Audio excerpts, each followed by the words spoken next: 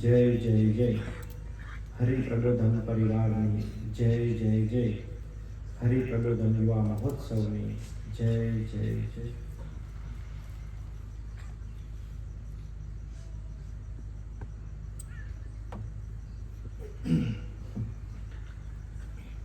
પાદર દેવી માતાજીના મંદિરના પ્રાંગણમાં આપણે સૌ અત્યારે આ સભાનો અદ્ભુત લાભ લઈ રહ્યા છીએ.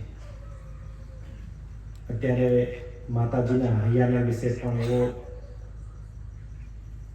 અદ્ભુત એવો આનંદ હશે કે મારા ખોળામાં બેસી ને આ ભક્તો પોતાના આત્માની યાત્રા ભગવાન સન્મુખ ચલાવી રહ્યા છે. માતાજી પણ ખૂબ આનંદમાં હશે. આપણે અદ્ભુત આરતી કરી, આરતીનો બધાએ લાભ લીધો. ભારતની સંસ્કૃતિમાં સંતોએ, ઋષિમુનિઓએ અલગ અલગ ભક્તિના માધ્યમથી આપણી યાત્રા ભગવાન તરફ કેવી રીતે ચાલે એવી અલગ અલગ ભક્તિ કરી છે. આરતી પણ એક ભક્તિ છે. ભગવાનને દંડવત કરીએ, ભગવાનનો ચરણ સ્પર્શ કરીએ એ પણ ભક્તિ છે. ભગવાનના કીર્તનો ગાઈએ એ પણ એક ભક્તિ છે. આપણે જેમ સભાની શરૂઆતમાં કીર્તન ગાયા, અદ્ભુત ભજન સંધ્યાનો લાભ લીધો એ પણ ભક્તિ છે. ભગવાનની સામે ખુલ્લા દિલની વાત કરીએ, ભગવાનનું સ્મરણ કરીએ, એ બધી અલગ અલગ 9 પ્રકારની ભક્તિ આપણા સનાતન હિન્દુ શાસ્ત્રોમાં લખી છે. પરંતુ સંતોએ આ બધી ભક્તિમાંથી સર્વશ્રેષ્ઠ ભક્તિ લખી હોય અને કહી હોય, ગુણાત્મા સ્વામી પણ એમની વાતોમાં લખ્યું છે કે આ 9 પ્રકારની ભક્તિમાં સૌથી શ્રેષ્ઠ ભક્તિ હોય તો એ છે શ્રવણ ભક્તિ. એ શ્રવણ ભક્તિ એટલે આપણે જે કથાનું શ્રવણ કરીએ એ જે ભક્તિ છે એને શ્રવણ ભક્તિ કહેવાય. અને એનાથી જીવ જેવો શુદ્ધ થાય છે એવું બીજા કોઈ સાધને કરીને થતો નથી, એવું શાસ્ત્રોમાં લખ્યું છે. એટલે આપણે ખૂબ નસીબદાર છીએ કે 9 પ્રકારની ભક્તિ તો આપણે કરીએ છીએ, પણ આજે સર્વશ્રેષ્ઠ ભક્તિ છે. એ ભક્તિ ભક્તિ કરીએ તો આપણું જીવન શુદ્ધ થાય, આપણા સ્વભાવનું પરિવર્તન થાય. પણ એમાંથી સર્વશ્રેષ્ઠ ભક્તિ આપણને આજે સાંભળવા મળી રહી છે, શ્રવણ ભક્તિ. પૃથુ રાજા હતા, એમને જ્યારે ભગવાને કહ્યું કે વરદાન માગો, ત્યારે એ માગી શકત કે મને સંપત્તિ આપો, આ બધી વસ્તુ માગી શકત, આ લોકની વસ્તુ માગી શકત. પરંતુ એમને ભગવાન પાસે કરોડ કાન માગ્યા. કાન શાના માટે? કે જો મારી પાસે કાન હશે, આટલા કાન હશે, તો હું ભગવાનની કથાનું શ્રવણ કરી શકીશ, ભગવાનના ગુણોનું હું શ્રવણ કરી શકીશ અને એના દ્વારા મારા આત્માનું ગુરુ કરી શકીશ, મારા સ્વભાવનું પરિવર્તન કરી શકીશ. તો આપણે આપણા સ્વભાવનું પરિવર્તન થાય, આપણો જીવ શુદ્ધ થાય અને આપણે આત્મા યાત્રા ભગવાન તરફ સ્પીડથી ચાલે, એના માટે આ સભાનું આયોજન કર્યું છે. આ સર્વશ્રેષ્ઠ ભક્તિ આજે આપણને સાંભળવા મળશે. સંતોના મુખે સુરત સ્વામી, શાશ્વત સ્વામી, અમરીશ સ્વામીના દર્શન આપણને થાય છે. સરસ કાર્યકર્તાએ લાભ આપ્યો. આ શ્રવણ ભક્તિ, આ પ્રસંગોનું માધ્યમથી આપણે આપણા આત્માને એ ભગવાન તરફ ચાલવા માટે આપણે કૃતનિશ્ચય થઈએ છીએ કે આ પ્રસંગ પ્રમાણે જે કોઈ પ્રસંગ સાંભળ્યો હોય, જે કોઈ ભક્તો જીવન જીવતા હોય તો આપણું હૈયું ઢંઢોળાય છે કે આ ભગત કેવું સરસ જીવન જીવે છે, આ ભગત કેવી અદ્ભુત પ્રાર્થના કરી છે.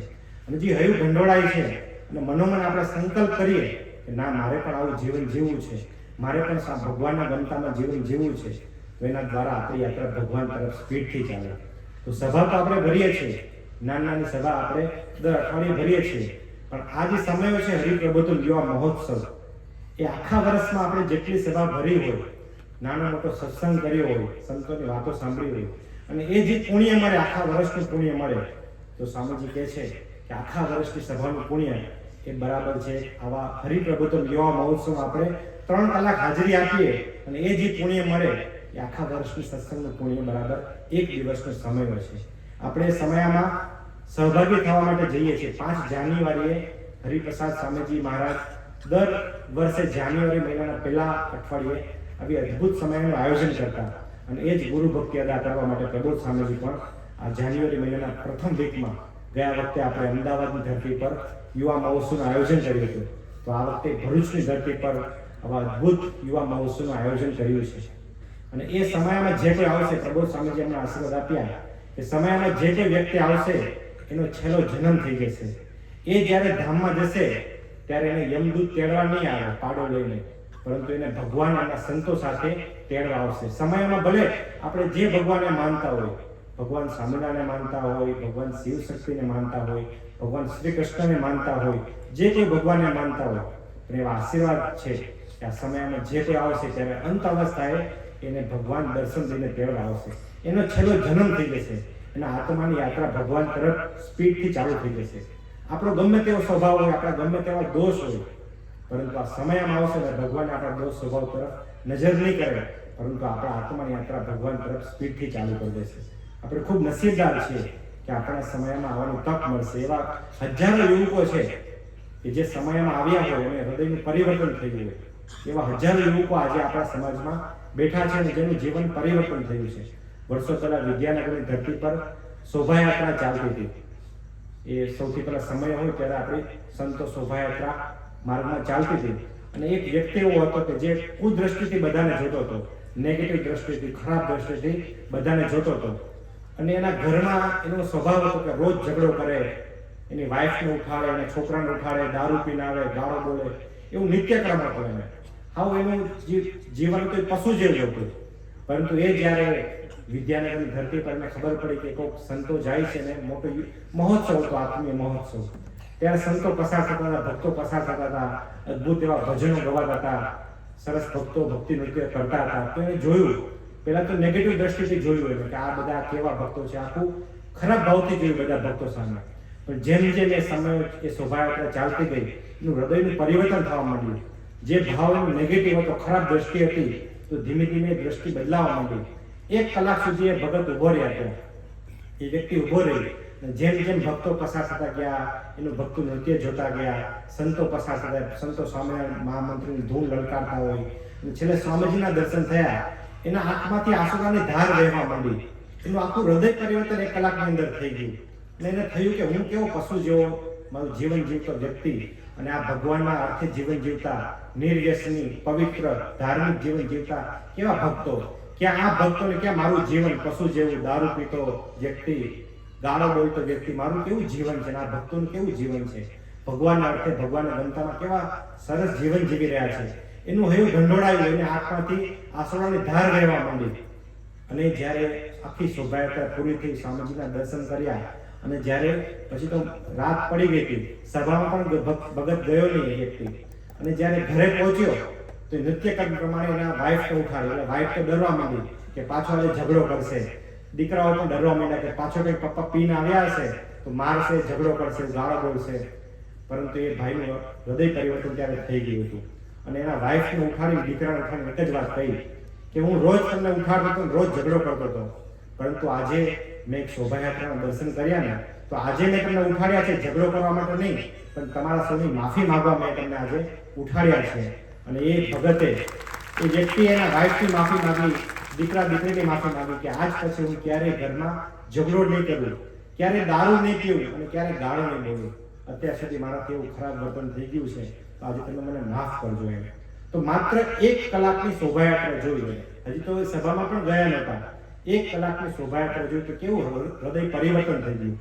તો આપણે પણ આપણા ગમે તેવા દોષ સ્વભાવ હોય, આ જે એક ફેક્ટરી છે, મોટું વોશિંગ મશીન કહેવાય, કે તમે ખાલી બેસો, તમે ખાલી એ શોભાયાત્રાનું દર્શન કરજો, પ્રબોધ સ્વામી જે આગમન થાય એના દર્શન કરશો, જ્યારે ભજન કીર્તન લલકારશે એના દર્શન કરશો, જ્યારે સંતો ગોષ્ઠી કરશે, ગુરુહરિના આશીર્વાદ મળશે, એ તમે દર્શન કરશો ને, તો એ 3 કલાકમાં તમારા અનંત જન્મનો કચરો ભગવાન ત્યારે સાફ કરતા હશે.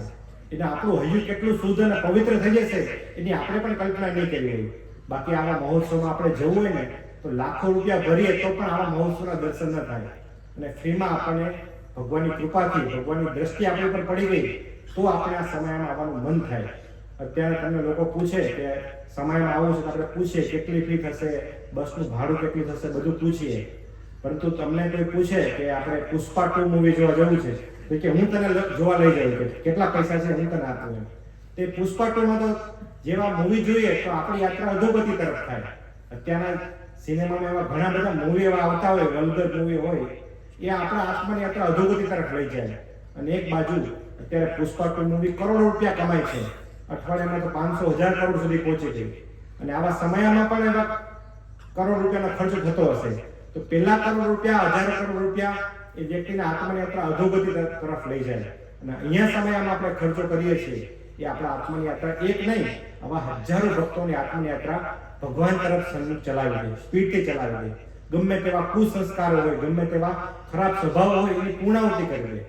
અત્યારે મૂવી આપણે જોઈએ, પુષ્પક મૂવી જોઈએ, એવા જઈએ તો એના સંસ્કાર આપણા પર લાગી જાય. એક વ્યક્તિ શાક માર્કેટ મકાલામાં ગઈ, બકાલું લેવા માટે ગઈ, તો એ પૂછ્યું કે મારે ટમેટા લેવા છે, કે મને ટમેટા આપશો, 2 કિલો ટમેટા જોઈએ છે. તો પેલા ટમેટા આપ્યા, તો કોથળીમાં ટમેટા ભરતા હતા, એમાંથી એક ટમેટું નીચે પડી ગયું. તો પેલા ભાઈ કે તમારું એક ટમેટું ભરતી નીચે પડી ગયું, તો કે લઈ લો. એ ભાઈ પુષ્પક મૂવી જોઈને આવ્યા હશે, એ કે મેં ઝૂકેગા નહીં એમ બોલ્યા, કે ટમેટું લેવા માટે નીચે નહીં ઝૂકો એમ, મેં ઝૂકેગા નહીં એમ. એ કે વાંધો નહીં, કે તમે ના લે તો હું લઈ લઈશ. કે પૈસા તો આપો. કેટલા થયા? કે 50 રૂપિયા થયા. તો ભાઈ ખીચામાંથી પૈસા કાઢ્યા હતા, તો 50 રૂપિયા સાથે 500 રૂપિયાની પણ નોટ હતી, તો ભૂલથી પડી ગઈ. તો પેલા ભાઈ કે તમારી 500 રૂપિયા નોટ પડી ગઈ એમ. કે પૈસે के लिए तो पुष्पा का बाप को भी झुकना पड़ेगा, तो झुकવું પડ્યું. તો આ મૂવીમાંથી આવું શીખે. દીકરો હોય અને મમ્મી કે આમ કે આ બધું પોતું કર, ઘરમાં સેવા કર, કે મેં ઝુકેગા નહીં, તરત દીકરો માતા પિતાને કહી દે. એવા સંસ્કારો લઈને આપણે એ દીકરાઓને મૂવી જોવા માટે મોકલતા હોય. જ્યાં દીકરા મૂવી જોવા, એ ભલે 50 રૂપિયાની ટિકિટ હોય કે 100 રૂપિયાની ટિકિટ હોય, પણ એમાં આપણે પૈસા ખર્ચ થાય એ જોતા નથી. એ લઈને શું આવે છે? ઝુકેગા નહીં એવું લઈને આવે છે. આ સમયે આપણને શું શીખવાડે છે? એ ગુરુ હરિપ્રસાદ સ્વામીજી આપણને એક જ વસ્તુ શીખવાડે છે કે આપણે દાસના દાસ થઈને જીવવું. જેમ જેમ આપણે ઝૂકીશું એમ આપણા હૃદયનું પરિવર્તન થશે. મોટા મોટા ઝાડ હોય ને, અને જો કદાચ તુફાન આવે, આંધી આવે, પવન આવે ને, તો અકડ થઈને જે રહે ને એ તરત પડી જશે. પણ જે ઝૂકીને રહેતા હોય, એ સાવ નાની ઘાસ હોય, ફળ હોય, એ થોડું પાણીનો પ્રવાહ આવે, વહેણ આવે, પવન આવે તો ઝૂકી જાય, તો એમનેમ રહે. પછી પવન જતો રહે તો એમનેમ પાછો ઉભા થઈ જાય. પણ જે ઝાડવા હોય ને, મોટા મોટા નીલગીરી જેવા, જે ઝૂકેગા નહીં તો પછી એને પડી જવું પડે, મૂળિયા ખાવ પડી જાય. એમ આપણે જો ઘરમાં એવું રહે કે ના હું નહીં ઝૂકું, હું મારી વાઈફને બરોબર ખખડાવીશ, તો પછી આપણા ઘરમાં ક્યારે આત્મીયતાનું વાતાવરણ નહીં ઘટે. પણ ગુરુ હરિપ્રસાદ સ્વામીજી પોતે એ ખાલી ઉપદેશ નથી આપ્યો, પણ પોતે ઝૂકી ને જ્યાં સુધી દીકરાઓ આપણા આત્માની યાત્રા ભગવાન તરફ ન જાય, યાત્રા ચાલતી ન થાય, એના માટે પોતે ઝૂકી ને યુવકોના આત્માની યાત્રા ભગવાન સન્મુખ ચાલતી કરી છે. અને ગુરુ પ્રબોધ સ્વામીજી મહારાજ એ જ ગુરુ ભક્તિ અદા કરવા માટે, એ જ યુવા પ્રવૃત્તિ માટે આપણા સૌની આત્માની યાત્રા ચાલુ રહે, સ્પીડથી વધતી રહે, એના માટે પોતે પણ ઝૂકે છે. એ સંતો આગળ હોય, ભક્તો આગળ હોય, અને આપણો સંદેશો આપે છે, પોતાના જીવન દ્વારા સંદેશો આપે છે. તો આ વસ્તુ લેવા માટે, એક ઘરમાં આત્મીયતા પ્રગટાવવા માટે, ઘરમાં મંદિર જેવું વાતાવરણ પ્રગટાવવા માટે ગુરુ હરિપ્રસાદ સ્વામીજી મહારાજ અને ગુરુ પ્રબોધ સ્વામીજી મહારાજે આપણા માટે આયોજન કર્યું છે. ગુરુ પ્રબોધ સ્વામીજી મહારાજની ઉંમર 72 વર્ષની છે. આપણામાંથી કોઈની ઉંમર 72 વર્ષની હોય ને, તો કદાચ ઘરની બહાર નીકળવું હોય તો વિચાર કરવો પડે. દીકરા દીકરી એમ કે દાદા તમે ઘરમાં આરામ કરો, બહુ ઠંડી છે. તો આપણે ઘરની બહાર નીકળવા માટે પણ ના પડીએ કે તમે ઘરમાં આરામ કરજો. અને એ જ ગુરુ પ્રબોધ સ્વામીજી મહારાજની ઉંમર 72 વર્ષની છે. અને જે કોઈ ભક્તો એને આરામ કરવાનું કહે, તો ત્યારે પ્રબોધ સ્વામીજી મહારાજ એક જ વાક્ય કહે છે કે મારે ગુરુ હરિપ્રસાદ સ્વામીજી મહારાજની ગુરુ ભક્તિ અદા કરવી છે. હરિપ્રસાદ સ્વામીજી મહારાજના જે અધૂરા કાર્ય હતા, એમને જે યુવા પ્રવૃત્તિનું કાર્ય હતું, એ 25 વર્ષનું કાર્ય મારે 5 વર્ષમાં પૂરું કરવું છે. માટે મને આરામ કરવાનું કોઈ કહેતા નહીં. આ 5 વર્ષ દરમિયાન મારે મારા ભક્તો, યોગમાં આવેલા હરિપ્રસાદ સ્વામીજી મહારાજના યોગમાં આવેલા ભક્તોના આંસુડા મારે લૂછવા છે. એમના દુઃખ દર્દને મારે દૂર કરવું છે. વિચાર કરી કે 72 વર્ષની ઉંમરે આવો વિચાર કોને આવે? એ તો ભગવાનના સુખે સુખ્યા છે. હરિપ્રસાદ સ્વામીજી મહારાજના સુખે સુખ્યા છે. એમની મૂર્તિનું સુખમાં નિરંતર રહે છે 24 કલાકને હરેક સેકન્ડ. છતાં આપણે સૌ સુખી થઈએ, આપણી આત્માની યાત્રા ભગવાન તરફ સ્પીડથી ચાલે, એના માટે 72 વર્ષની ઉંમરે આરામ કરવાના દિવસો છે. અને એ દિવસોમાં, એ સમયમાં આવા મોટા મહોત્સવનું આયોજન કરી ને આપણા માટે દાખલો કરી રહ્યા છે. તો આપણી બધાની ફરજ છે કે આપણે પણ એના દાખલા તરફ જોઈને વિશ્વાસ પ્રેમ તરફ દ્રષ્ટિ રાખી ને આપણે પણ એક દિવસ માટે, એક દિવસનો સમય છે 5મી જાન્યુઆરીએ આપણે 4 વાગે પહોંચી જઈશું. 4 થી 6 દરમિયાન ભોજન પ્રસાદ લેવાનો, મહાપ્રસાદ લેવાનો, અને 6 થી 9 દરમિયાન આપણી સભા છે. તો એ એક દિવસનો સમય હોય, આપણા હૃદયનું પરિવર્તન કરનાર છે, આપણા જીવનનો ટર્નિંગ પોઈન્ટ હશે. તો સ્વામીજીના ચરણોમાં પ્રાર્થના કરવી છે. આજે સુરત સ્વામીનો અદ્ભુત આપણે લાભ લેવો છે. સુરત સ્વામીજી એક એવા સંત છે કે જેમને ગુરુ હરિપ્રસાદ સ્વામીજી મહારાજ અંતેવાસી સેવક તરીકે લાભ મળ્યો છે. જેવા 4-5 મેઇન સંતો હતા કે જે સ્વામીજીની સેવામાં હતા. એ પ્રબોધ સ્વામીજી હતા, સુરત સ્વામી હતા, એવા ઘણા સંતો હતા કે સ્વામીજીની સાથે રહીને સ્વામીજીને શું કરાવવું છે, એમની અનુવૃત્તિ શું છે, એ એમને સાચા અર્થમાં સમજ્યા છે. અને એ જ સુરત સ્વામીજી પ્રભુ સ્વામીજીની નિશ્રામાં, પ્રભુ સ્વામીજીના આશીર્વાદ હેઠળ એ પોતે તૈયાર થયા છે. અને એમને જેવું હરિપ્રસાદ સ્વામીજી મહારાજનું જેવું સેવન કર્યું છે, એવું ને એવું સેવન આપણા સુરત સ્વામીએ પ્રભુ સ્વામીજી મહારાજનું કર્યું છે. તો આપણે એવા વડીલ સંતો લાભ મળવાનો છે. ગયા વર્ષે અમદાવાદ સમય હતો, એની પહેલા ભરથાણાની ધરતી પર, સુરતની ધરતી પર હરિપ્રબોધન યુવા મહોત્સવનો સમય હતો. એ આખા સમયની જવાબદારી એ સુરત સ્વામીની હતી. અને જ્યારે તમે સુરત સ્વામીના ફેસ તરફ જુઓ, ત્યારે ધારો કે આ એક નાની સભાનું આયોજન કર્યું, તો કાર્યકર્તાઓ કે યુવકો સેવામાં હોય તો મનમાં ટેન્શન હોય, ભાર હોય કે બધા ભક્તોનું આયોજન કરવું છે, એને જમાડવા છે, બધું સભાની વ્યવસ્થા, થોડુંક મનમાં ચિંતા દેખાય. પણ લાખો ભક્તોનો સમય સુરત સ્વામીએ 2 વર્ષ પહેલા 2023ની સાલમાં એ ભરથાણા ધરતી પર ઉજવ્યો. ખૂબ દાખલો કર્યો એમને. પણ એમના ફેસ તરફ જુઓ, એમને મળો ત્યારે 1% ભાર એ લાગે નહીં કે હું બધું કરું છું. અને પૂછે કે સુરેશ, આટલા બધા સમયમાં આટલું બધું ભક્તો આવશે ભરથાણા ધરતી પર, તો તમને કોઈ ટેન્શન મૂંઝવણ નથી? તો સુરેશ સ્વામી એક જ વાક્ય કહેતા કે હું આ સમયો નથી કરતો, આ સમયો તો પ્રભુ સ્વામીજી મહારાજ કરે છે, આપણે તો નિમિત્ત છીએ. તો એવા સુરત સ્વામીનો આજે આપણે લાભ લેવો છે. સુરત સ્વામીને પણ પ્રાર્થના કરી છે કે આપ જ્યારે પધાર્યા છો તો અમારે પણ આવી રીતે નિમિત્ત બનવાના ભાવથી, કેવળ તું રાજી થાય એવી ભાવનાથી અમારે આ સમયમાં જવું છે. હું માંથી તું તરફની યાત્રા અમારે કરવી છે.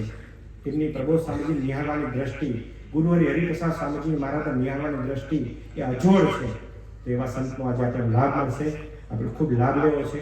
તો સ્વામીજીના ચરણોમાં, ગુરુહરિ પ્રભુ સ્વામીજી મહારાજના ચરણોમાં એક જ પ્રાર્થના કરીએ કે આ સમયના માધ્યમથી આપે અમને અમારા આત્મયાત્રા ભગવાન તરફ સ્પીડથી ચાલવાની તક આપી છે. તો આ તક અમે ચૂકીએ નહીં અને આ મહોત્સવની સેવામાં સર્વોપરી રીતે નિમિત્ત બનીએ. એવા બળ બુદ્ધિ શક્તિ અમને સૌને આપજો. એ જ પ્રાર્થના સહજાનંદ સ્વામી મહારાજ.